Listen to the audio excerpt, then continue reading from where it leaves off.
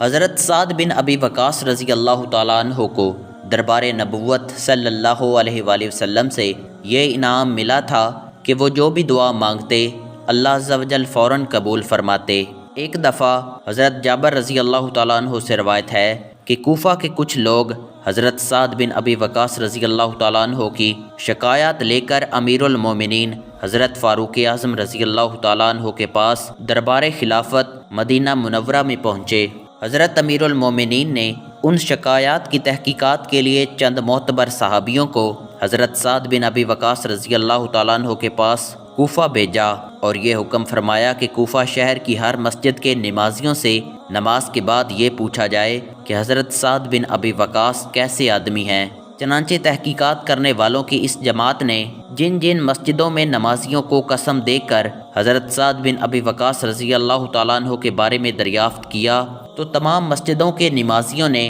حضرت سعد بن ابی وقاص رضی اللہ تعالیٰ عنہ کے بارے میں کلمہ خیر ہی کہا اور مدح و ثنا کی، مگر ایک مسجد میں فقط ایک آدمی جس کا نام ابو سعدہ تھا، اس نے حضرت سعد بن ابی وقاص رضی اللہ تعالیٰ عنہ کی 3 شکایات پیش کیں اور کہا یعنی وہ مال غنیمت برابری کے ساتھ تقسیم نہیں کرتے اور خود لشکروں کے ساتھ جہاد میں نہیں جاتے اور مقدمات کے فیصلوں میں عدل نہیں کرتے۔ جب یہ بات حضرت سعد بن ابی وقاص رضی اللہ تعالیٰ عنہ تک پہنچی تو انہوں نے فوراً ہی یہ دعا مانگی کہ اے اللہ، اگر یہ شخص جھوٹا ہے تو اس کی عمر لمبی کر دے اور اس کی محتاجی کو دراز کر دے اور اس کو فتنوں میں مبتلا کر دے۔ عبد الملک بن عمیر تابی رحمۃ اللہ علیہ کا بیان ہے کہ اس دعا کا میں نے یہ اثر دیکھا کہ ابو سعدہ اس قدر بوڑھا ہو چکا تھا کہ بڑھاپے کی وجہ سے اس کی دونوں بویں اس کی دونوں آنکھوں پر لٹک رہی تھیں اور وہ در بدر بھیک مانگ مانگ کر انتہائی فقیری اور محتاجی کی زندگی بسر کر رہا تھا،